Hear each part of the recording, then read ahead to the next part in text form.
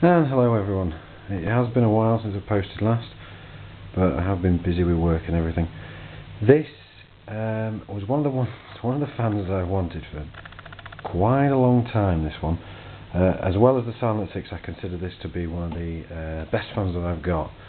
It is simply called the Xpelair, as you can see by the badge at the bottom, which is a plate metal. And the weight of this thing is unbelievable. How this ever lasted in a pane of glass, I will never know. Now, this design of Extractor Fan was around towards the end of the 1940s and beginning of 1950s and 1960s, and it was very fashionable. After the Silent 6 was made, people discovered they had a lot of problems with backdrafts, a lot of problems with air coming back through the fan when they wanted to turn the thing off. So some ingenious bright spark, I have no idea who, and would love to know, and would love to meet them, they're probably dead by now, came up with the backdraft shutter idea. Now, on these early fans, the only idea of backdraft, they got the design from cameras, and the way the camera lens opens and shuts like an iris. So this is what they installed on the Extractor fans. Now this Xpelair, as it's called, there's very limited knowledge on these things.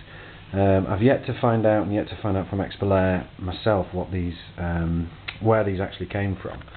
But anyway, the ingenious, clever people at Xpelair, and it says on the badge there, Woods of Colchester, which is where it was made, manufactured in the United Kingdom, General Electric Company, so GEC.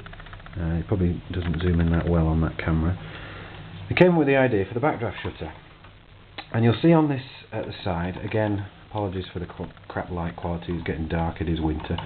And on the side you'll see there's two pull cords attached to either side of this housing with the electric cable coming in. Now this, when the pull cord is pulled from either side, moves around to the next position down here, thus opening the iris shutters, and you'll see there's a little knob on the top of this screw, and when that screw passes through this chamber, there's a rocker switch, and it pushes the rocker switch that way when the shutters are open and the fan motor turns on, and when you pull the other pull cord it turns it back. Very simple design, but adopted by all of the later Xpelair models, the GX-C6 model which you've seen in my kitchen, and a lot of the other models took off this original design. So yeah, basically you've got the electrical connection in there, which literally is just a switch for the motor on and off, and also opens the iris shutters as demonstrated, if I can get it, because it is a beast. Here we go. So you pull the right hand shutter, you get to that point and you hear the click, there's the switch, that would turn the fan on, and then it would open the rest of the way. The one problem being that obviously the fan's still rotating to that point, so you're still not getting a lot of air until you hear the switch, and then it's off again. Most people obviously, apart from fan enthusiasts, wouldn't do that. The blades are made from a very hard plastic. Again, I don't know the quality. I don't know the make of the blades themselves. They might be ABS plastic. I'm not sure. It looks very Bakelite to me, and it's probably for the era. It probably was. On an interesting fact, a really nice fact, on here, on the top of the motor, you have two oiling ports, which again, before self-lubricating motors and all that lot, the motors had to be oiled quarterly. And the little cap flicks up, so there's one for the front of the motor, and then at the back here there's one which feeds down to the back of the motor, where the spindle is that comes out on the rotor for the blades, and a couple of drops of machine oil once every 3 or 4 months for cleaning was all that was required. Now I've oiled this up, it runs absolutely as if it was the first day it was bought. So I've adapted the little lead, take out the air freshener, plug in the fan, and let's see this thing run. Now it's a 9-inch model. I don't know, suck some air. Won't want to get your fingers caught in that. Now obviously these fans were designed for shutting on and off, and they were designed for being put in windows, which as you can imagine was quite the norm for fans. So when the fans were built bigger, it was as if the windows still had to take the weight until someone realised, hold on a minute guys, we can put these through a wall as well. So yeah, you're getting a lot of airflow. I'll just do a shot of the back, excuse the camera wind noise.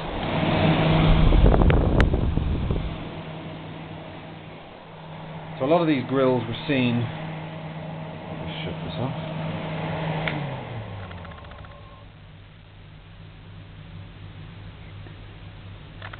So all of these fans were seen in commercial, this being the 9-inch. There's the smaller 6-inch range and the bigger 12-inch, which I'd love to get my hands on. And these sort of grills you'll probably see a lot of places still have them. Older buildings you'll see that, as well as the old Ventaxia cowl circular type, which were very popular at the 50s, 60s and 70s. And a lot of these fans were adopted in commercial applications. There used to be one in my old hairdressers. They always used to come and pull the pull cords on and off. The same design was adopted by Ventaxia later in their range on the VA150s, which have the iris shutter. And not a lot of fans today have this iris shutter for the simple fact of cost to manufacturer, the louvers to close and open, as opposed to the design that you'll see more today of the traditional shutter arrangements. But yeah, this fan works as if it was just brand new. Where did I get it from? eBay, of usual things. I got it from eBay.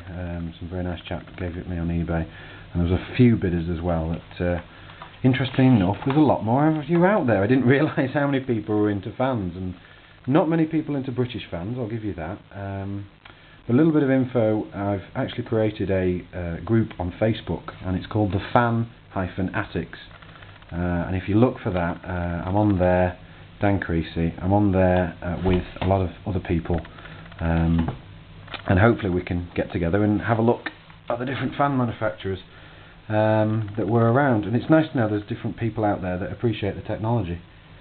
So until then, thanks for watching again, and I'll see you soon.